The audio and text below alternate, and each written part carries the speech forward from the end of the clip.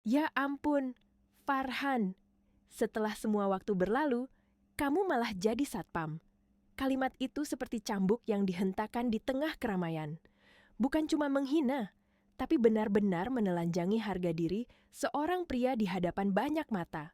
Tawa sombong, menggema, tajam, dingin, dan seolah sengaja dibuat agar semua orang ikut mendengar. Di saat seperti itu, biasanya orang akan membalas, akan membentak, akan menjelaskan, akan melawan. Tapi Farhan tidak. Ia berdiri tegak dalam seragam satpam berwarna krem, rapi seperti biasa, walau punggungnya sudah basah oleh keringat. Di tangan kanannya, handy-talkie ia genggam erat.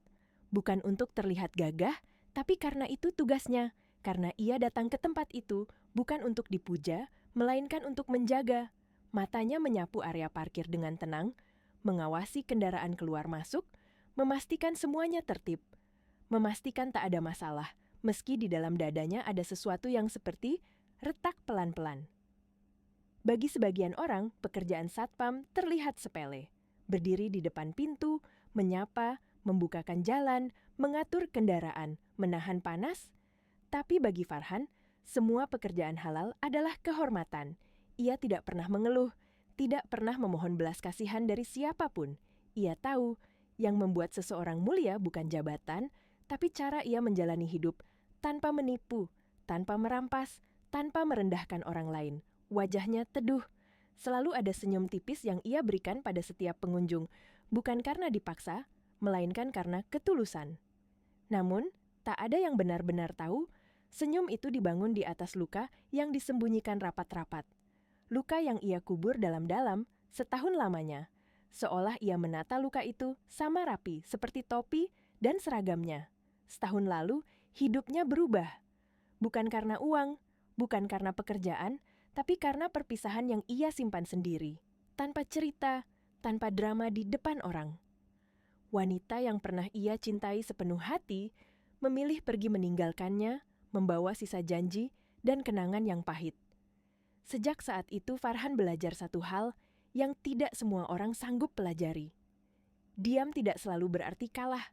Kadang diam adalah bentuk kekuatan paling sunyi. Siang itu, matahari berdiri tepat di atas kepala. Cahayanya memantul keras dari atap kaca showroom mobil yang berkilau. Udara panas menggantung seperti beban di bahu. Di dalam showroom, suasana cukup ramai. Para sales sibuk melayani calon pembeli. Suara obrolan, tawa kecil, dan derit pintu kaca bercampur menjadi satu. Namun di luar, di depan pintu utama, Farhan tetap berdiri di posisinya. Tegak, tenang, seolah panas dan keramaian tidak bisa menggoyahkan keteguhan hatinya. Sampai sebuah mobil hitam melaju perlahan memasuki area parkir. Mobil itu bukan mobil biasa, bentuknya mewah. Kilau bodinya memantulkan matahari dengan angkuh, seolah membawa kabar bahwa orang di dalamnya ingin dilihat, ingin diakui, ingin dipuja. Farhan mengarahkan pandangan secara refleks, bersiap menjalankan tugas seperti biasa. Ia tidak tahu, mobil itu membawa sesuatu yang jauh lebih berat dari sekadar tamu showroom. Mobil berhenti tepat di depan pintu. Mesin mati, dan anehnya, suasana ikut menahan napas. Pintu mobil terbuka perlahan. Tumit sepatu wanita menyentuh lantai parkiran. Bunyi ketukannya terdengar jelas, tegas, penuh percaya diri. Seorang wanita turun dengan gaun merah tanpa lengan yang membalut tubuhnya. Riasan wajahnya tebal dan sempurna. Rambut hitam panjangnya tergerai rapi, berkilau terkena sinar matahari. Langkahnya mantap, senyumnya kecil, tapi ada sesuatu di sana. Sesuatu yang bukan kehangatan, melainkan kesombongan yang terlatih. Di belakangnya, seorang pria turun menyusul. Posturnya tegap, kemeja putih bersih menempel rapi, jam tangan mahal melingkar di pergelangan tangan. Mereka berjalan berdampingan, tampak seperti pasangan yang ingin dunia tahu betapa berhasilnya hidup mereka sekarang. Farhan baru saja merapikan posisi topinya ketika matanya tanpa sengaja bertemu dengan wajah wanita itu. Dan di detik itu juga, dadanya seperti dihantam sesuatu yang keras. Langkahnya nyaris tertahan. Napasnya tercekat. Wajah itu ia kenal. Terlalu kenal. Bukan sekadar kenal sebagai orang lewat, tapi kenal sebagai seseorang yang pernah memegang hatinya, pernah tinggal di hidupnya. Pernah ia sebut rumah. Wanita itu menoleh ke arahnya. Mata mereka bertemu. Senyum wanita itu berubah. Bukan senyum ramah, bukan senyum sopan. Senyum itu berubah menjadi senyum sinis. Senyum seseorang yang merasa berada jauh di atas. Senyum yang mengingatkan Farhan pada luka yang belum sepenuhnya sembuh. Handy-talkie di tangannya terasa lebih berat dari biasanya. Farhan berdiri kaku beberapa detik, lalu menahan dirinya untuk tetap terlihat normal. Tidak ada yang boleh tahu hatinya berguncang. Tidak ada yang boleh melihat ia nyaris runtuh. Karena ia sudah terlalu lama belajar berdiri, bahkan ketika hatinya ingin jatuh. Ia tahu, siang yang panas ini baru saja berubah menjadi awal dari luka yang lebih dalam. Dan Farhan belum tahu, pertemuan singkat di depan pintu showroom itu akan mengguncang hidup banyak orang, termasuk dirinya sendiri. Farhan masih berdiri di tempatnya, seolah tubuhnya dibuat dari batu. Tapi di dalam dadanya ada sesuatu yang bergetar seperti benang yang ditarik paksa. Wanita itu melangkah semakin dekat. Gaun merahnya bergoyang mengikuti setiap langkah penuh percaya diri, seakan ia sedang berjalan di atas panggung kemenangan. Ia menatap Farhan dari ujung kepala sampai ujung kaki, menelusuri seragam satpam yang rapi itu dengan mata yang tak menyisakan rasa hormat sedikit pun. Lalu ia tertawa lagi. Tawa yang dulu pernah Farhan dengar saat wanita itu masih berada di sisinya. Tapi tawa yang sekarang terasa asing, dingin, dan tajam seperti pintu yang ditutup keras tepat di depan wajah seseorang. Astaga, setelah sejauh ini kamu benar-benar jadi satpam. Suaranya dibuat manis, tapi mengandung racun yang kental. Beberapa kepala spontan menoleh. Ada yang pura-pura sibuk melihat ponsel, ada yang pura-pura memperhatikan mobil di parkiran, tapi mata mereka jelas mencuri pandang, menikmati drama yang tiba-tiba terjadi di depan pintu showroom. Farhan tidak menjawab. Ia hanya menunduk sedikit, menggenggam handy-talkie lebih erat. Di dalam pikirannya, ada begitu banyak kata yang ingin keluar. Ia ingin berkata bahwa pekerjaan ini halal. Ia ingin berkata bahwa ia tidak malu. Ia ingin berkata bahwa ia masih manusia yang punya harga diri. Tapi lidahnya terasa keluh, bukan karena ia takut, melainkan karena ia memilih untuk tidak menurunkan dirinya ke level penghinaan itu. Wanita itu mendekat lagi. Jarak mereka kini hanya beberapa meter.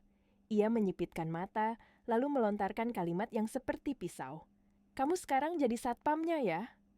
Ia mengangguk kecil, seolah menemukan jawaban dari teka-teki yang selama ini ingin ia tertawakan. Lalu ia menambahkan, dengan suara yang lebih keras, sengaja agar orang-orang mendengar. "Pantas saja dulu hidup kita miskin terus." Kalimat itu jatuh begitu saja, tanpa empati, tanpa rasa bersalah, seolah masa lalu mereka hanya bahan lelucon yang layak diinjak-injak. Farhan menahan napas. Dadanya terasa panas. Sesaat ia hampir membuka mulut, hampir ingin menjelaskan, hampir ingin mengatakan bahwa kemiskinan bukan aib, bahwa perjuangan bukan bahan tertawaan, namun sesuatu menahannya. Bukan karena ia lemah, melainkan karena ia tahu manusia yang benar-benar kuat tidak perlu memenangkan perdebatan dengan orang yang sudah memilih merendahkan. Wanita itu belum berhenti. Ia seperti sedang menikmati setiap detik Farhan memilih diam. "Aku sampai capek hidup susah sama kamu," katanya sambil tertawa kecil. "Untung aku pergi." Di dalam showroom, seorang karyawan muda yang mendengar itu menggigit bibirnya, tangannya mengepal. Ia ingin membela Farhan, ingin mengatakan sesuatu, tapi ia ragu, ia takut, ia belum tahu harus bersikap bagaimana. Dan di saat yang sama, Farhan tetap berdiri di luar, menjaga pintu, menjaga dirinya, menjaga agar amarahnya tidak meledak. Wanita itu semakin menjadi-jadi. Ia berjalan setengah lingkaran mengitari Farhan, seperti predator yang mengitari mangsa, memastikan semua orang melihat siapa yang sedang ia permalukan. Angin panas dari jalan membawa aroma aspal dan ketegangan yang kian menyesakkan. Orang-orang tidak lagi pura tidak melihat. Kini beberapa dari mereka berdiri diam, menonton, menahan napas. "Aku dulu bodoh," wanita itu berkata, suaranya meninggi. "Aku pikir kamu bisa jadi apa, tapi lihat sekarang."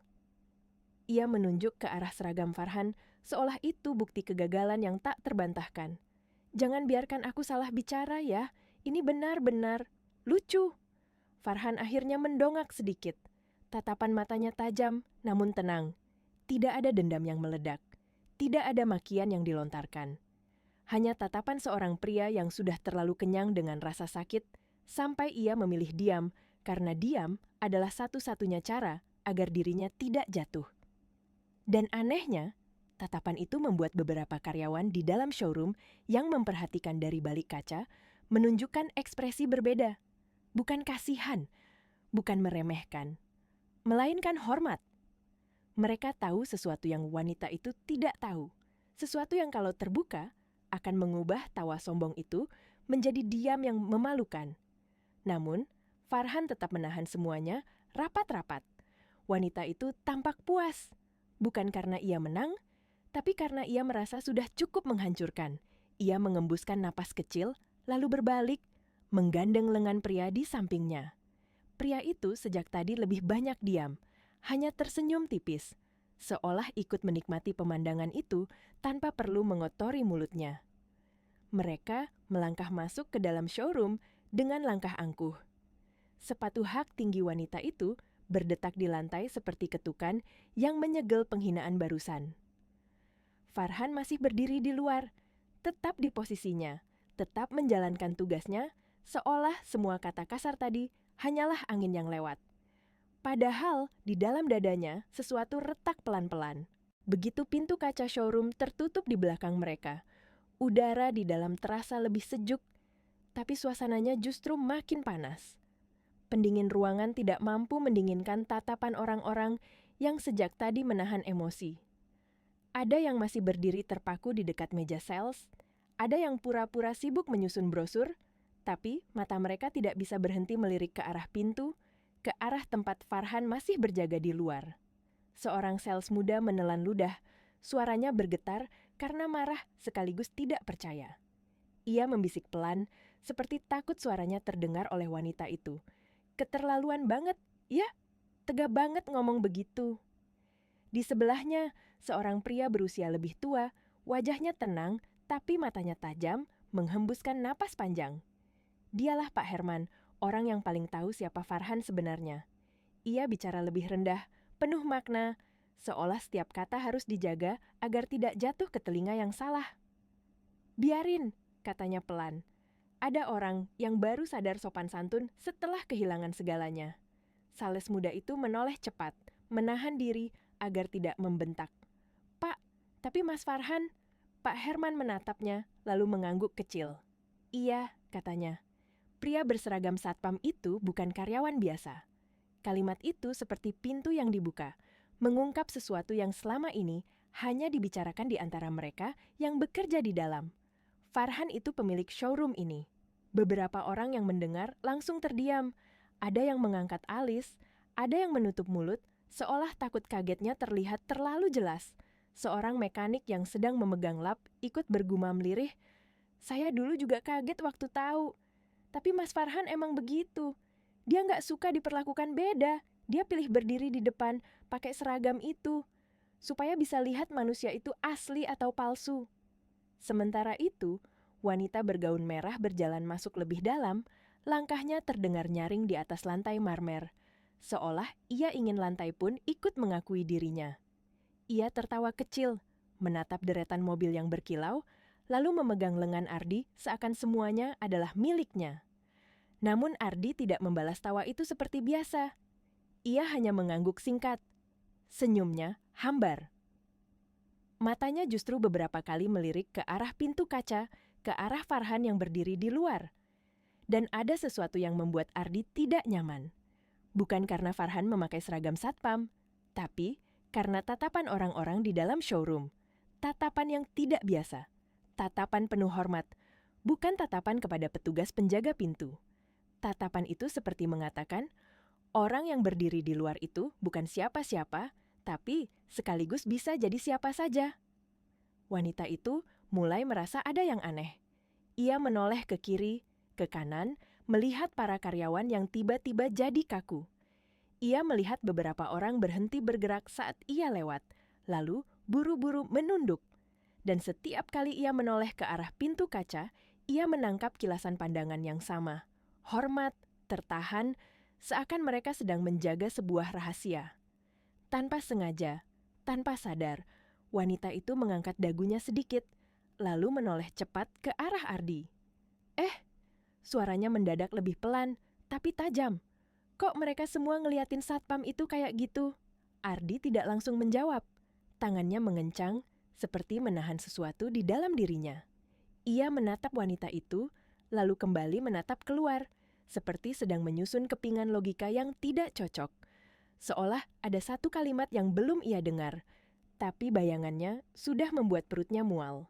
Di meja sales, Pak Herman baru sadar bahwa beberapa kata barusan terlalu berbahaya jika sampai terdengar keluar dari lingkaran mereka. Ia memberi isyarat halus, menekan telapak tangannya sedikit ke bawah, menyuruh semua orang diam. Tapi terkadang, kata-kata yang sudah terucap tidak bisa ditarik kembali. Ia sudah terlanjur melayang di udara, dan udara di showroom itu seperti dinding tipis yang bisa memantulkan rahasia ke telinga siapapun. Wanita itu kembali tertawa. Tapi kali ini berbeda. Tawanya terdengar kaku, seolah ia berusaha memaksa dirinya tetap merasa unggul. Padahal ada sesuatu yang mulai menggerogoti keyakinannya. Ia mengangkat bahu, mencoba menutup rasa janggal. Ia berpaling lagi ke arah mobil-mobil mewah, lalu berkata dengan suara sengaja diperkeras, "Ya udahlah, mau satpam mau apa? Yang jelas, itu orang gagal." Ia tertawa lagi, berharap tawa itu bisa menutup celah yang mulai terbuka. Namun, celah itu sudah terlanjur ada. Suasana di dalam showroom menegang seperti tali yang ditarik terlalu kencang. Ardi berdiri di belakangnya, rahangnya mengeras. Ia menatap punggung wanita itu, menatap cara wanita itu bicara, menatap cara wanita itu merasa hebat dengan merendahkan orang lain. Dan perlahan, satu hal menjadi jelas di kepala Ardi. Jika Farhan benar-benar hanya satpam, tatapan hormat itu tidak masuk akal. Jika Farhan benar-benar bukan siapa-siapa, mengapa semua orang di sini seperti menjaga jarak, seperti menjaga kata-kata, seperti takut melukai sesuatu yang jauh lebih besar dari sekadar harga diri seorang satpam? Wanita itu masih asyik dengan kesombongannya, tidak sadar badai sedang terkumpul tepat di belakangnya. Tidak sadar bahwa orang yang paling ia percaya untuk menopang kebanggaannya, kini justru mulai melihat dirinya sebagai masalah, dan di luar sana, Farhan masih berdiri, tenang, tegak, tak tahu bahwa di dalam, rahasia yang ia simpan rapi mulai terurai, pelan-pelan, tak terhentikan. Wanita itu masih berdiri dengan dagu terangkat, seolah kata-kata yang barusan ia lemparkan ke Farhan adalah medali kebanggaan. Ia menepuk pelan lengan pria di sampingnya, Ardi, lalu menunjuk deretan mobil mewah di dalam showroom dengan mata berbinar. Seakan penghinaan tadi hanyalah pemanasan, dan sekarang ia ingin memanen pujian. "Mas, kalau kita bawa pulang yang itu aja ya," katanya sambil tersenyum lebar, suara manja yang dibuat-buat. "Yang hitam itu bagus banget. Biar sekalian semua orang lihat hidup aku sekarang beda." Namun Ardi tidak bergerak. Ia tidak ikut tertawa, tidak ikut mengangguk, tidak ikut memamerkan apapun. Tangannya justru menggenggam kunci mobil lebih erat sampai buku jarinya memucat. Matanya melirik lagi ke arah pintu kaca, ke arah Farhan yang masih berdiri di luar, tenang, rapi, diam seperti batu yang menahan gelombang. Lalu Ardi berkata satu kata, "Berhenti." Suaranya datar, tetapi ada tekanan yang berat di dalamnya. Seperti pintu yang tiba ditutup, menghentikan semua angin kesombongan yang baru saja berputar-putar di ruangan itu. Wanita itu menoleh cepat, kaget, seperti tidak percaya ia baru saja ditegur di depan banyak orang. "Kenapa, Mas?" Ia tertawa kecil, mencoba menutupi rasa malu. "Kamu serius amat sih." Ardi menatapnya tanpa senyum. Tatapannya bukan tatapan pria yang sedang cemburu, bukan tatapan pria yang ingin menang. Itu tatapan seseorang yang baru saja melihat wajah asli orang di sampingnya dan tidak suka apa yang ia lihat. Napasnya terdengar berat, lalu suaranya naik, tajam, memecah udara dingin showroom. Kamu dari tadi merendahkan orang itu. Kamu sadar enggak sikap kamu keterlaluan? Seisi ruangan mendadak seperti patung. Beberapa karyawan berhenti bergerak. Suara langkah hilang. Bahkan bunyi AC pun seperti terdengar lebih keras karena semua orang menahan napas. Wanita itu membeku sesaat, lalu berusaha tertawa lagi, tapi tawanya kali ini pecah, gugup, tidak lagi meyakinkan. "Mas, kamu kenapa sih? Aku cuma nggak mau orang kira aku nyesel ninggalin dia." Kalimat itu meluncur tanpa ia sadari, seperti pengakuan paling jujur yang justru memalukan. Dan ketika ia mengucapkannya, beberapa orang di sekitar saling berpandangan. Seakan mereka baru mengerti bahwa semua tawa, semua hinaan, semua drama tadi bukan karena ia benar-benar bahagia, tapi karena ia takut. Takut dianggap kalah, takut dianggap menyesal, takut masa lalunya ternyata lebih bermakna daripada hidup mewah yang ia pamerkan hari ini. Ardi menghembuskan napas, hambar. Senyumnya muncul sebentar, tapi bukan senyum hangat. Itu senyum getir, seolah ia baru sadar ia menikahi seseorang yang salah. Ia menggeleng pelan, lalu berkata, semakin jelas, semakin keras, tanpa lagi peduli siapa yang mendengar. "Aku sekarang hidup enak. Aku bangga, kan begitu yang kamu mau bilang?" Wanita itu langsung menyambar, seolah harus mempertahankan harga dirinya dengan apapun. "Iya, aku bangga.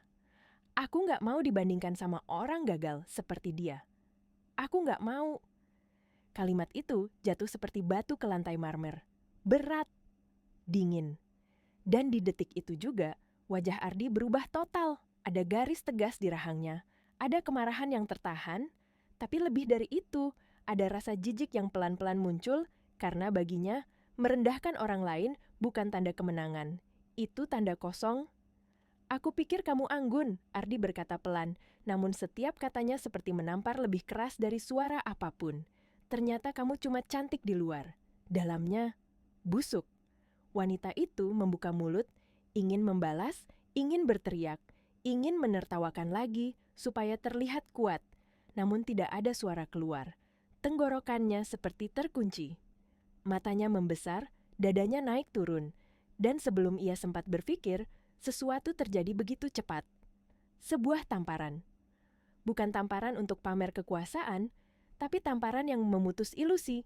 Suaranya menggema di ruangan yang sunyi, membuat semua orang tersentak. Wanita itu terhuyung, menahan pipinya. Wajahnya pucat.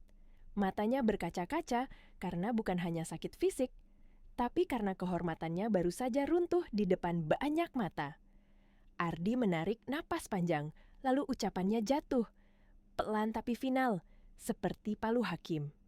"Mulai hari ini, aku ceraikan kamu." Waktu seakan berhenti, wanita itu terbelalak. Tubuhnya gemetar, bibirnya bergetar tanpa suara. Ia menatap Ardi seolah berharap itu hanya ancaman, hanya emosi sesaat. Tapi Ardi tidak mundur. Tatapannya tidak goyah. Keputusan itu seperti sudah lama menumpuk di dadanya. Dan hari ini, kesombongan wanita itu sendiri yang menyalakan sumbu terakhirnya. Beberapa orang menunduk, beberapa berpaling, karena tidak sanggup menatap kehancuran itu terlalu lama. Lantai marmer terasa lebih dingin, udara terasa lebih berat. Wanita itu masih berdiri, tetapi seluruh tubuhnya seperti kehilangan penopang.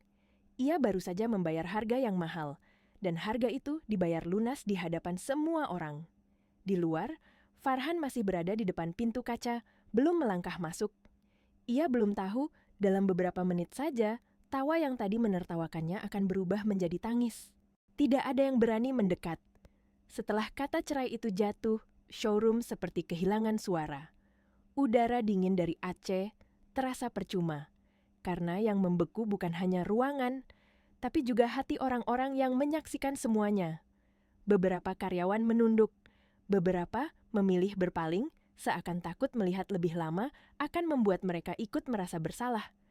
Lantai marmer yang mengilap seperti cermin, memantulkan bayangan wajah-wajah yang baru saja menyaksikan kesombongan berubah menjadi kehancuran. Di luar pintu kaca, Farhan masih berdiri beberapa detik. Ia bukan tidak mendengar, ia mendengar semuanya, bahkan ketika tak ada yang memanggilnya. Namun ia tidak buru-buru masuk. Ia menahan langkah seperti menahan gelombang emosi yang ingin naik ke permukaan. Karena Farhan tahu, kalau ia masuk dengan amarah, semuanya akan berakhir menjadi pertengkaran. Dan ia tidak ingin itu. Ia tidak datang untuk membalas. Ia hanya datang untuk menutup luka tanpa menambah luka baru. Lalu ia melangkah. Pintu kaca terbuka pelan dan suara langkahnya menyentuh lantai marmer terdengar jelas. Bukan langkah tergesa, bukan langkah penuh dendam. Langkah itu tenang, tegak seperti seseorang yang sudah lama belajar berdiri di atas rasa sakit. Semua mata otomatis menoleh. Ada yang menelan ludah. Ada yang membesarkan mata.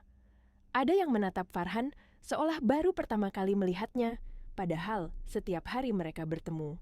Bedanya, hari ini Farhan berjalan masuk, bukan sebagai satpam yang menjaga pintu, tetapi sebagai pusat dari semua yang baru saja terjadi. Ia berhenti beberapa langkah dari wanita itu. Wajah wanita itu sudah tidak lagi angkuh. Riasan sempurnanya kini terasa rapuh. Matanya merah, bibirnya gemetar, napasnya putus-putus seperti orang yang baru saja tenggelam dan ditarik ke permukaan.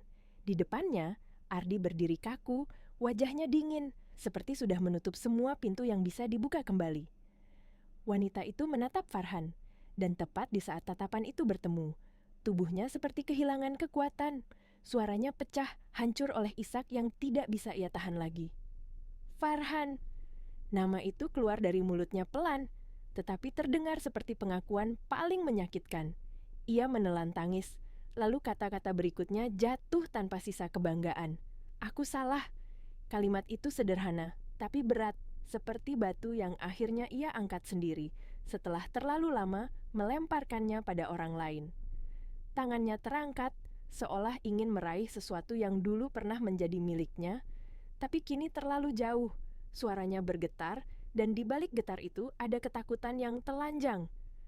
Aku benar-benar salah, Farhan. Ia menarik napas yang berantakan, lalu melanjutkan dengan mata penuh air. Sekarang aku kehilangan segalanya. Suamiku, harga diriku. Semua orang lihat aku seperti apa. Dan baru sekarang aku sadar, aku sudah menghancurkan diriku sendiri. Tangisnya makin keras, tidak ada lagi tawa, tidak ada lagi nada meremehkan. Yang tersisa hanya seorang wanita yang baru saja jatuh dari menara kesombongannya, menabrak lantai kenyataan tanpa sempat berpegangan pada apapun. Ia menatap Farhan, seperti menatap satu-satunya tempat yang dulu pernah terasa aman. Dan di dalam tatapan itu, tersimpan permohonan yang memalukan sekaligus putus asa. Tolong, jangan tinggalkan aku sendirian begini. Aku cuma mau kembali. Aku cuma mau kamu ada lagi bersamaku. Kata-kata itu jatuh pelan, namun mengguncang ruangan yang masih sunyi. Beberapa karyawan menunduk lebih dalam, seolah ikut menahan sesak di dada. Karena mereka tahu, tidak semua penyesalan datang tepat waktu. Dan tidak semua permintaan maaf bisa mengembalikan apa yang sudah dihancurkan. Farhan menatapnya lama, matanya jernih, tidak memancarkan kebencian, tidak juga memancarkan kemenangan. Justru ketenangannya membuat suasana semakin menekan, karena semua orang menunggu, apakah Farhan akan membalas, apakah Farhan akan menghakimi, apakah Farhan akan mengembalikan semua hinaan itu dengan kata-kata yang lebih tajam. Namun Farhan tetap diam sejenak, seperti memilih kata yang tidak akan melukai siapapun, meski ia sendiri pernah terluka begitu dalam. Farhan masih menatap wanita itu tanpa bergerak. Ia bisa melihat semua yang dulu ia kenal, tapi juga semua yang dulu ia tidak pernah bayangkan. Di balik riasan yang mulai luntur, di balik mata yang merah karena tangis, ia melihat seseorang yang dulu pergi dengan kepala tinggi, lalu kembali dengan hati yang pecah. Dan di detik itu, Farhan tidak merasa menang. Ia justru merasa lelah, seperti orang yang sudah terlalu lama membawa beban, lalu tiba-tiba beban itu diletakkan di depan kakinya lagi. Wanita itu mengangkat kedua tangannya, seolah ingin memegang lengan Farhan, tapi ia ragu. Ia takut disentuh akan ditolak, takut ditatap akan dihakimi. Suaranya kecil, serak, seperti hampir habis. Farhan, aku nggak punya siapa-siapa lagi. Ardi menghembuskan napas keras. Ia menoleh ke arah wanita itu dengan mata yang dingin. Itu pilihan kamu, katanya singkat. Kamu sendiri yang bikin semuanya hancur. Lalu ia menatap Farhan, seakan ingin menjelaskan, seakan ingin membenarkan tindakannya barusan. Tapi Farhan tidak memberi ruang untuk drama baru. Farhan mengangkat tangan pelan, memberi isyarat agar Ardi tidak perlu menambah apapun. Ia lalu melangkah sedikit lebih dekat, cukup dekat, sehingga suaranya bisa terdengar hanya oleh mereka bertiga. Tetapi, tetap jelas bagi beberapa orang yang berdiri tidak jauh. Kamu ingat, Farhan mulai bicara, suaranya datar, lembut, tapi setiap katanya seperti air yang menetes tepat di retakan hati. Dulu waktu kamu pergi, kamu bilang kamu gak mau hidup susah. Kamu bilang kamu butuh laki-laki yang bisa bikin kamu merasa bangga. Wanita itu menunduk, bahunya bergetar. Air matanya jatuh ke lantai marmer tanpa suara, seperti hujan kecil yang tidak bisa menghentikan badai. Farhan melanjutkan, tetap tenang. Aku gak pernah marah kamu pergi. Aku cuma kecewa. Ia menarik napas, lalu matanya menatap lurus. Karena aku pikir, kalau kita pernah saling sayang, kamu setidaknya bisa pergi dengan cara yang baik. Wanita itu menggigit bibirnya, tidak berani mengangkat wajah. Aku takut miskin lagi, bisiknya. Aku capek lihat kamu kerja keras tapi hasilnya nggak kelihatan. Farhan mengangguk pelan, seolah ia sudah mendengar kalimat itu ribuan kali di kepalanya selama setahun. Aku ngerti, katanya, tapi kamu lupa satu hal. Ia menatapnya, dan kali ini suaranya sedikit lebih tegas, bukan untuk melukai, tapi untuk menyadarkan. Orang yang benar-benar kaya itu bukan yang punya mobil mewah, tapi yang gak perlu merendahkan orang lain buat merasa tinggi. Kata-kata itu membuat ruangan kembali hening. Bahkan Ardi yang tadi begitu keras, kini menutup mulutnya, menahan diri. Seolah ia juga merasa ditampar oleh kebenaran itu. Meski bukan untuknya, wanita itu mengangkat wajah pelan, matanya basah. Farhan, aku malu, katanya dengan suara gemetar. Aku malu sama kamu.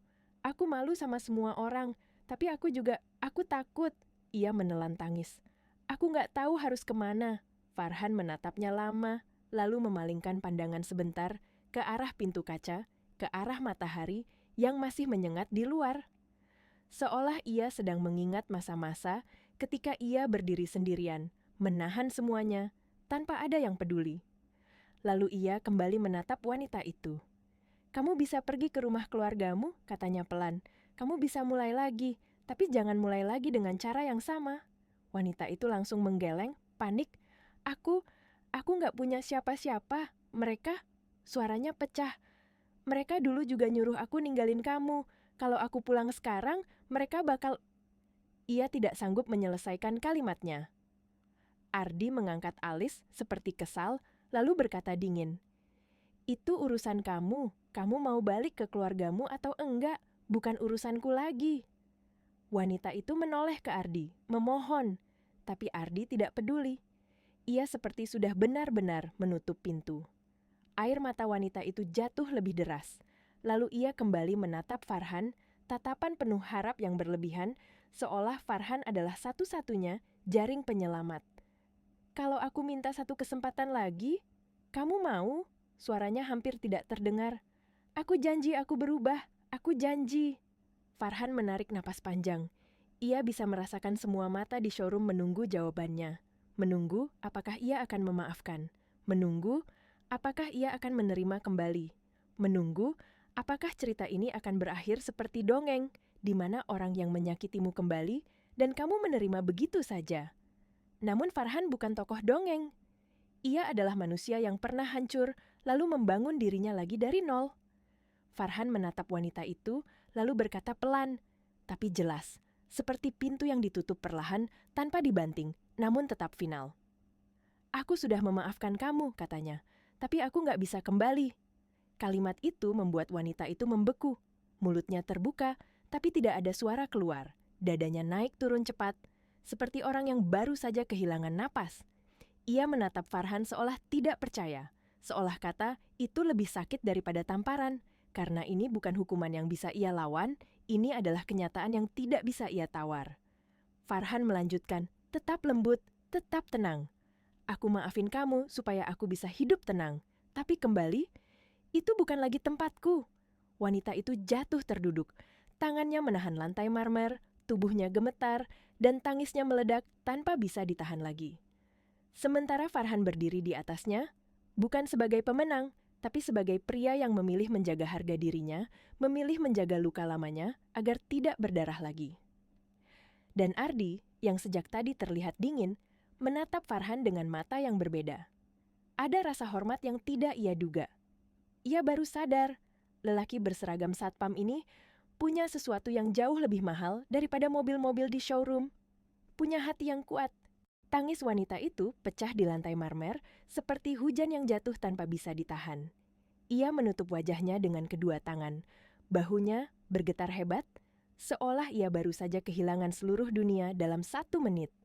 Di sekelilingnya, orang-orang masih diam, tapi diam mereka bukan lagi karena penasaran.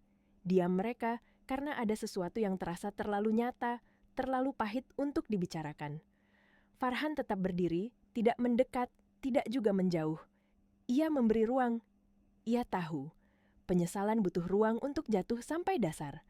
Dan hanya ketika seseorang benar-benar menyentuh dasar itulah, ia bisa memilih mau bangkit atau tetap tenggelam. Ardi menghela napas, lalu melangkah maju 1 langkah, tapi berhenti. Ia menatap wanita itu sebentar, lalu pandangannya bergeser ke Farhan. Ada keraguan di matanya, seperti ia baru sadar ia berada dalam situasi yang bukan sekadar urusan rumah tangga. Ia terlihat seperti pria yang kaya, tapi canggung. Seperti orang yang punya segalanya, tapi tidak tahu bagaimana menghadapi sesuatu yang tidak bisa dibeli dengan uang.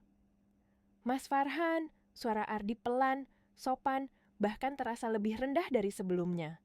Saya nggak tahu kalau... Ia berhenti, menelan ludah. Kalau ini, masa lalu kalian. Farhan menatapnya singkat. Gak apa-apa. Ardi tampak semakin gelisah.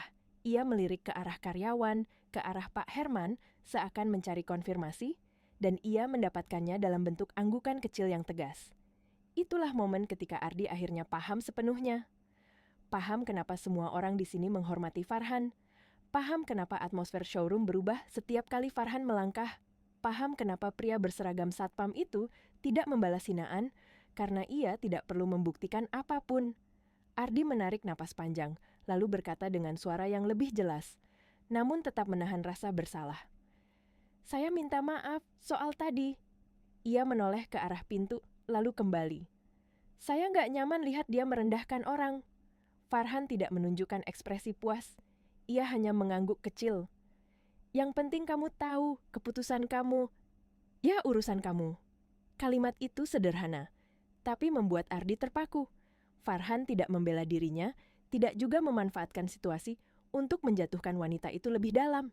Farhan malah terlihat seperti orang yang sudah selesai dengan luka itu.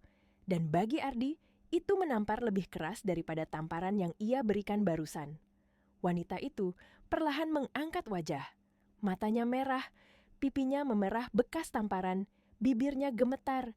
Ia menatap Ardi dengan kebencian campur putus asa. Kamu memalukan aku, suaranya serak. Namun ada racun yang kembali muncul, meski kini lemah. Kamu bikin semua orang lihat aku seperti sampah. Ardi menatapnya tanpa emosi. Kamu yang bikin dirimu sendiri kelihatan begitu, jawabnya pendek. Aku cuma berhenti pura-pura. Wanita itu seperti ingin menyerang, tapi tubuhnya terlalu lemah. Ia menoleh lagi ke Farhan, dan di matanya ada sesuatu yang lebih mengerikan daripada marah. Ada takut, karena ia baru sadar, ia baru saja menghina orang yang sebenarnya bisa mengubah hidupnya.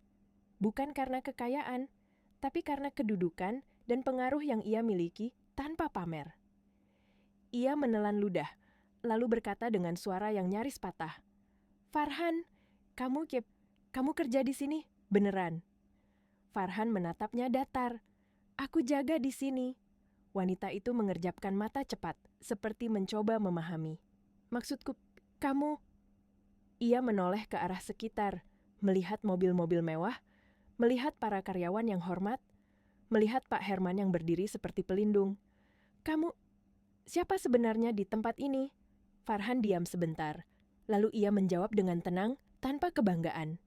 Aku yang bangun tempat ini. Kalimat itu jatuh seperti petir tanpa suara. Seketika wajah wanita itu membeku, matanya membesar, bibirnya terbuka, tapi kata-kata tidak keluar. Seolah seluruh tubuhnya diseret mundur ke masa lalu, ke hari-hari, ketika ia mengejek Farhan karena hidupnya dianggap tidak naik-naik. Ke malam-malam ketika ia menyalahkan Farhan karena merasa masa depannya gelap. Ia baru sadar, masa depan itu sedang berdiri di depan matanya sejak tadi, dan ia sendiri yang menertawakannya. Wanita itu terhuyung, tangan kanannya menahan meja terdekat, nafasnya pendek, tangisnya berubah menjadi sesenggukan kecil yang panik. "Gak mungkin," bisiknya. "Gak mungkin. Kamu satpam?" Farhan tidak tersenyum, tidak mengejek, tidak berkata, "Lihat kan."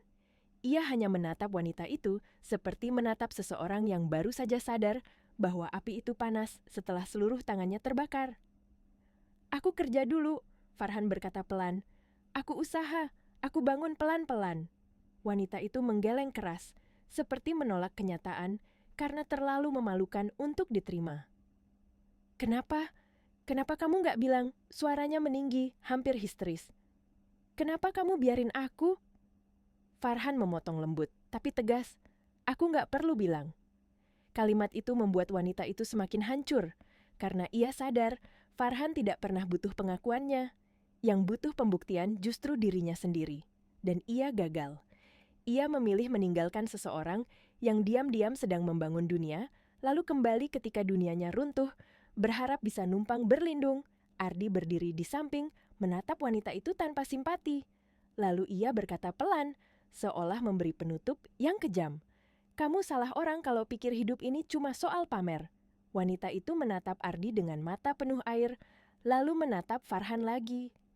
Kali ini, ia tidak memohon untuk kembali sebagai istri.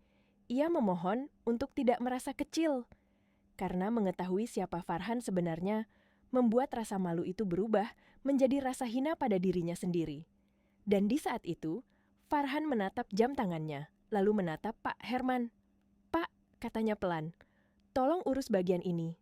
Pak Herman mengangguk, paham. Ia melangkah maju, memberikan isyarat kepada karyawan lain untuk bersiap. Situasi ini harus ditutup sebelum menjadi keributan yang lebih besar. Namun wanita itu belum selesai. Ia mengangkat tangan gemetar, memanggil Farhan sekali lagi, suara terakhir yang ia keluarkan penuh pecah dan putus asa. "Farhan, kalau aku dulu tetap bertahan, aku..." Kalimatnya tidak selesai. Tangis menelan semuanya. Farhan menatapnya sebentar, lalu berkata pelan, tetapi seperti pisau yang halus, menyayat tanpa darah, hanya meninggalkan rasa perih yang lama. "Kalau kamu dulu bertahan karena cinta, mungkin ceritanya beda. Tapi kamu pergi karena gengsi, dan gengsi gak pernah bikin orang bahagia."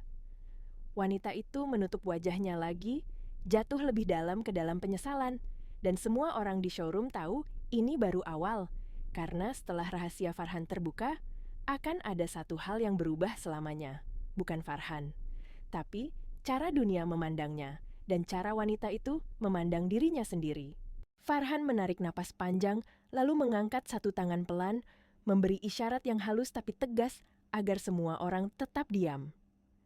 Seisi showroom langsung menahan diri, seperti ada garis tak terlihat yang tidak boleh dilewati. Bukan karena takut, tapi karena mereka menghormati pilihan Farhan untuk tidak membuat luka ini menjadi tontonan yang lebih kejam. Wanita itu masih terduduk di lantai marmer. Tangisnya belum berhenti, hanya berubah menjadi sesenggukan kecil yang putus-putus, seperti orang yang kehabisan tenaga setelah berteriak terlalu lama. Ia menatap Farhan lagi, kali ini bukan dengan angkuh, bukan dengan meremehkan, tapi dengan kebingungan yang menyakitkan. Karena di hadapannya berdiri seorang pria yang ia kira sudah jatuh, tapi ternyata tidak pernah benar-benar runtuh. Dengan suara lirih yang hampir tenggelam oleh isak, wanita itu bertanya, "Farhan, sebenarnya kamu siapa?" Pertanyaan itu terdengar sederhana, tapi rasanya seperti membuka semua pintu yang selama ini ia tutup rapat. Ia seolah ingin menemukan satu jawaban yang bisa membuatnya merasa lebih baik, satu alasan agar penyesalannya terlihat masuk akal. Ia ingin tahu apakah Farhan benar-benar hanya satpam, atau ada sesuatu yang selama ini ia buta. Farhan menatapnya lama. Lalu, untuk pertama kalinya, ia tersenyum samar. Bukan senyum mengejek, bukan senyum kemenangan. Senyum itu seperti senja yang tenang, hangat, tapi juga memberitahu bahwa hari ini sudah hampir selesai. Aku hanya orang biasa yang memilih tetap rendah hati, katanya pelan. Kalimat itu tidak meledak seperti pengakuan besar, justru karena terlalu sederhana. Kalimat itu terasa lebih berat. Karena di dalam kesederhanaan itu, ada harga diri yang utuh. Ada luka yang sudah ia rawat sendiri. Ada kedewasaan yang tidak semua orang punya, terutama orang yang dulu paling sering menertawakan hidupnya. Wanita itu menatap kosong, air matanya jatuh lagi. Ia seperti ingin berkata sesuatu, tapi tidak ada lagi yang bisa ia pegang. Semua yang ia banggakan tadi hancur. Semua kata yang ia lemparkan tadi kembali menghantam dirinya sendiri. Dan saat Farhan memilih menjawab dengan kerendahan hati, ia semakin sadar betapa kecilnya dirinya di hadapan seseorang yang tidak perlu meninggikan suara untuk terlihat besar. Di belakang Farhan, beberapa karyawan mulai mendekat, pelan-pelan, dengan tatapan yang penuh hormat. Ada yang menggenggam tangan di depan dada, ada yang menunduk, seperti ingin mengatakan bahwa mereka ada di pihak Farhan, bahwa mereka melihat semuanya, bahwa mereka tidak setuju dengan penghinaan yang baru saja terjadi. Tetapi Farhan kembali mengangkat tangan sedikit, meminta mereka menahan diri. Seolah ia berkata tanpa suara, "Cukup, jangan tambah luka, jangan balas dengan api." Ardi berdiri tidak jauh, wajahnya masih keras, tapi matanya kini seperti kehilangan arah. Ia menatap wanita itu sebentar, lalu menatap Farhan, seperti orang yang baru saja menyaksikan sesuatu yang tidak bisa dibeli oleh uang berapapun. Ia tidak mengatakan apa-apa lagi. Ia hanya menarik napas, lalu perlahan mundur, menjaga jarak, seolah perpisahan itu sudah benar-benar terjadi di dalam dirinya. Wanita itu mencoba berdiri, lututnya gemetar, tangannya meraba meja agar tidak jatuh. Tetapi begitu ia berdiri, ia justru tampak lebih rapuh. Ia bukan lagi wanita yang datang dengan gaun merah dan tawa tinggi. Ia kini hanya manusia yang sedang menelan akibat dari kesombongannya sendiri. Farhan memandangnya sekali lagi. Bukan untuk menyiksa, bukan untuk memamerkan bahwa ia kuat. Tapi seperti seseorang yang mengucapkan salam perpisahan pada masa lalu. Lalu ia berbalik pelan, langkahnya tenang, dan setiap langkah itu seperti menutup satu lembar luka yang sudah terlalu lama terbuka. Di dalam hati, seolah ada doa yang mengalir, sunyi, dalam, dan penuh kelelahan. Ya Allah, jauhkan aku dari dendam, jaga hatiku agar tidak berubah menjadi gelap hanya karena pernah disakiti. Dan wanita itu, yang masih berdiri dengan mata basah, hanya bisa menatap punggung Farhan menjauh. Ia ingin memanggil lagi, ingin menahan, ingin memutar waktu. Tapi tidak ada tangan yang bisa menarik kembali kata-kata yang sudah terlanjur ia lemparkan. Punggung Farhan semakin menjauh. Tapi wanita itu seperti kehilangan napas ketika melihatnya benar-benar pergi. Ia menelan ludah, lalu berlari kecil beberapa langkah, bukan karena ingin mengejar cinta, tapi karena ingin mengejar kesempatan terakhir agar rasa malunya tidak menelannya habis. Suaranya pecah memanggil, "Farhan, tunggu!" Farhan berhenti. Bukan karena hatinya goyah, tapi karena ia tahu kalau ia tidak menghentikan ini dengan baik, wanita itu akan terus mengejar, terus memohon, terus menyakiti dirinya sendiri di depan banyak orang. Ia menoleh perlahan, menatap wanita itu dengan tenang, seperti menatap seseorang yang sedang tenggelam dan butuh pegangan, tapi bukan berarti ia harus ikut tenggelam bersamanya. Wanita itu berdiri di depan Farhan dengan tubuh gemetar. Tangannya terangkat lagi, lalu turun lagi, berulang-ulang, seperti ia tidak tahu harus melakukan apa dengan dirinya sendiri. Matanya menatap Farhan dengan campuran takut, malu, dan harap yang tidak masuk akal. Aku cuma mau tanya satu hal." Suaranya lirih, napasnya tersendat. Kamu pernah benci aku? Pertanyaan itu seperti jarum kecil yang menusuk lebih dalam daripada semua hinaan tadi. Karena itu bukan pertanyaan untuk Farhan, itu pertanyaan untuk dirinya sendiri. Ia ingin tahu apakah ia benar-benar telah menjadi orang seburuk itu di mata seseorang yang pernah mencintainya. Farhan menatapnya lama, lalu ia menggeleng pelan. "Aku pernah sakit," katanya. "Pernah hancur. Tapi benci, enggak." Wanita itu langsung menangis lagi. Tapi kali ini, tangisnya lebih sunyi, lebih dalam. Karena jawaban itu bukan jawaban yang membuatnya lega. Jawaban itu justru membuatnya semakin malu. Jika Farhan membencinya, mungkin ia bisa berkata, "Ya wajar." Tapi Farhan tidak membencinya. Farhan justru terlihat seperti orang yang sudah memaafkan, bahkan sebelum ia meminta maaf. Wanita itu mengusap pipinya, riasannya makin luntur, tapi ia tidak peduli lagi. Aku benar-benar rusak ya," bisiknya. Farhan menarik napas, lalu suaranya tetap lembut. "Kamu bukan rusak, kamu cuma salah jalan." Ia menatapnya lebih tajam. "Dan kamu baru sadar setelah jatuh." Wanita itu mengangguk kecil, lalu mendadak berbisik seperti orang yang ketakutan. "Aku nggak tahu harus mulai dari mana. Aku nggak punya siapa-siapa." Di belakang mereka, Pak Herman berdiri tidak jauh. Ia sudah siap membantu mengantar wanita itu keluar atau menenangkan suasana jika ada keributan. Karyawan lain menatap dengan mata yang tidak lagi menilai, melainkan mengerti. Mereka melihat ini bukan sekadar drama. Ini seperti pelajaran hidup yang diputar di depan mata. Farhan menoleh sebentar ke arah Pak Herman, lalu kembali pada wanita itu. "Aku nggak bisa jadi tempat pulangmu lagi," katanya pelan. "Tapi aku bisa kasih kamu satu hal yang dulu kamu buang." Wanita itu mengangkat mata cepat. "Apa?" Farhan menghela napas, lalu ucapannya jatuh pelan, jelas, dan terasa seperti tangan yang menolong tanpa memeluk. "Kesempatan buat kamu berdiri sendiri." Ia merogoh saku seragamnya, mengeluarkan sebuah kartu nama sederhana. Tidak mewah, tidak glamor, hanya kertas kecil yang rapi. Ia menyerahkannya pada wanita itu. "Di situ ada nomor Pak Herman," Farhan berkata. "Dia akan bantu kamu cari kerja. Kerja yang halal. Kerja yang bikin kamu ngerti rasanya dihargai, bukan karena gaun, bukan karena mobil, tapi karena kamu bangun hidupmu sendiri." Wanita itu memegang kartu itu seperti memegang sesuatu yang sangat rapuh. Tangannya gemetar, matanya membesar, tidak percaya. Ia mengira Farhan akan menendangnya keluar. Ia mengira Farhan akan membalas. Tapi Farhan justru memberi bantuan, bukan karena ia masih mencintai, tapi karena ia tidak ingin menjadi orang yang sama, jahatnya seperti saat ia disakiti. "Tapi, aku..." Wanita itu masih mencari celah, masih ingin mengembalikan masa lalu. "Kalau aku benar-benar berubah..." Farhan mengangkat tangannya sedikit, menghentikan kalimat itu. "Berubah itu bukan untuk aku," katanya. "Berubah itu untuk kamu sendiri."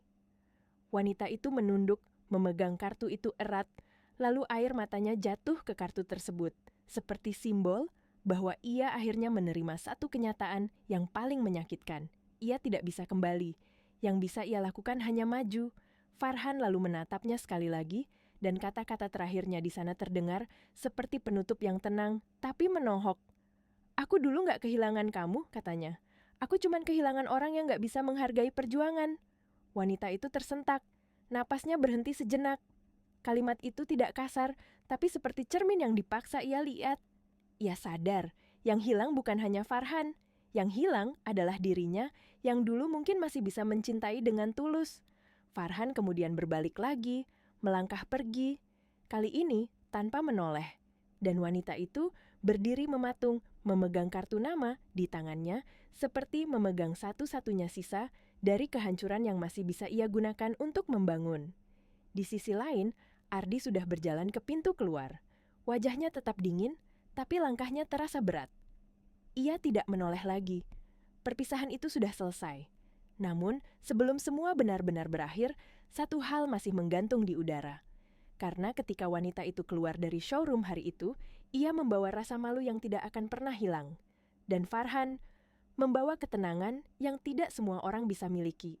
Wanita itu berjalan keluar dari showroom dengan langkah yang tidak lagi angkuh. Gaun merah yang tadi terlihat seperti bendera kemenangan kini terasa seperti beban yang menempel di tubuhnya. Kepalanya tertunduk bukan karena semua orang memaksanya, tapi karena ia sendiri tidak sanggup menatap siapapun. Di tangan kanannya, kartu nama yang Farhan berikan, ia genggam erat sampai kertasnya hampir kusut.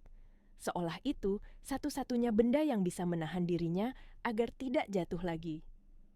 Di depan pintu kaca, matahari masih sama panasnya. Tapi bagi wanita itu, panas ini terasa berbeda, bukan panas yang membuatnya percaya diri, melainkan panas yang seperti menelanjangi. Ia bisa mendengar bisikan halus dari orang-orang di belakang, bukan bisikan ejekan yang tajam, melainkan bisikan yang membuatnya semakin malu, karena mereka tidak perlu menertawakannya lagi. Ia sudah cukup menertawakan dirinya sendiri hari ini. Pak Herman berjalan beberapa langkah di belakangnya, menjaga jarak dengan sopan. Ia tidak menghardik, tidak juga memanjakan. Ia hanya berkata pelan, "Mbak, kita bisa bicara besok. Kalau Mbak mau kerja, kita cari yang cocok. Yang penting Mbak siap mulai dari bawah." Wanita itu mengangguk tanpa menoleh. Air mata masih menempel di bulu matanya. Ia hanya berbisik, saya mau." Suara itu kecil, tapi di dalamnya ada sesuatu yang baru. Bukan kebanggaan, bukan kesombongan, melainkan rasa takut yang mulai berubah menjadi tekad. Di dalam showroom, Farhan kembali ke posisinya seperti semula. Ia berjalan ke arah pintu, berdiri di tempat yang sama, menata topinya, merapikan seragamnya. Ia kembali menjadi satpam di mata orang luar. Dan ia tidak keberatan, karena Farhan tidak pernah butuh orang lain memanggilnya bos untuk merasa berharga. Ia hanya butuh hati yang tenang, dan hari itu, untuk pertama kalinya setelah setahun, hatinya terasa sedikit lebih ringan. Ardi sudah masuk mobil, menutup pintu dengan keras, lalu menatap ke depan tanpa ekspresi. Ia tidak menyesal memutuskan semuanya, tapi ia merasa seperti baru saja keluar dari mimpi yang buruk. Ia menginjak gas pelan, lalu mobilnya bergerak keluar dari area showroom. Saat melewati Farhan, ia menurunkan kaca sedikit. "Mas Farhan," katanya singkat, suaranya tidak lagi sok kuat. "Terima kasih," Farhan mengangguk kecil. "Hati-hati di jalan. Tidak ada lebih, tidak ada perlu. Karena orang yang benar-benar dewasa tidak menuntut panggung untuk menunjukkan bahwa ia benar." Mobil Ardi pergi. Debu tipis terangkat di jalanan, lalu hilang di telan angin. Beberapa karyawan mendekat ke Farhan setelah suasana benar-benar reda. Mereka tidak berlebihan, hanya menunjukkan rasa hormat dengan cara yang sederhana. Ada yang berkata pelan, "Mas, tadi kami sakit dengernya." Ada yang berkata, "Mas kuat banget." Ada juga yang hanya menunduk, lalu kembali bekerja karena mereka tahu Farhan bukan tipe orang yang ingin dipuja. Farhan tersenyum samar. "Gak apa-apa," katanya. "Yang penting, kita tetap jadi orang baik." Lalu ia menatap keluar, ke arah langit yang mulai condong, seolah sore akan turun sebentar lagi. Di wajahnya tidak ada kemenangan, tidak ada puas. Hanya ada satu rasa yang tenang, seperti seseorang yang baru saja melewati badai terakhir, dan memilih tidak membawa petir pulang ke rumah. Karena Farhan akhirnya mengerti. Kadang Tuhan membiarkan orang merendahkanmu di depan banyak mata, bukan untuk mempermalukanmu, tapi untuk mengangkatmu tanpa perlu kamu membalas. Dan wanita itu, di sisi lain, akhirnya juga mengerti. Kadang seseorang tidak benar-benar kehilangan segalanya karena diceraikan. Ia kehilangan segalanya karena ia sendiri yang menertawakan hal baik yang dulu Tuhan titipkan padanya. Di malam nanti, mungkin ia akan menangis lagi. Mungkin ia akan menyesal lagi. Tapi kali ini, penyesalannya tidak lagi tentang Farhan yang menolak kembali. Penyesalannya tentang dirinya sendiri yang dulu buta, tentang hatinya yang dulu sombong, tentang mulutnya yang dulu ringan menghina. Dan di suatu hari yang lain, ketika ia mulai bekerja dari bawah, ketika ia mulai merasakan capek yang halal, ketika ia mulai merasakan dihargai karena usaha, bukan karena pamer, mungkin ia akan ingat satu hal yang paling menohok dari semua hari itu. Farhan tidak membalas. Farhan hanya pergi dengan tenang. Dan ketenangan itulah yang membuatnya sadar. Ada luka yang tidak bisa disembuhkan dengan minta maaf. Ada kesempatan yang kalau sudah kamu buang, tidak akan pernah kembali sama bentuk yang sama. Begitulah hidup. Yang kamu injak hari ini, bisa jadi tempat kamu butuh berdiri besok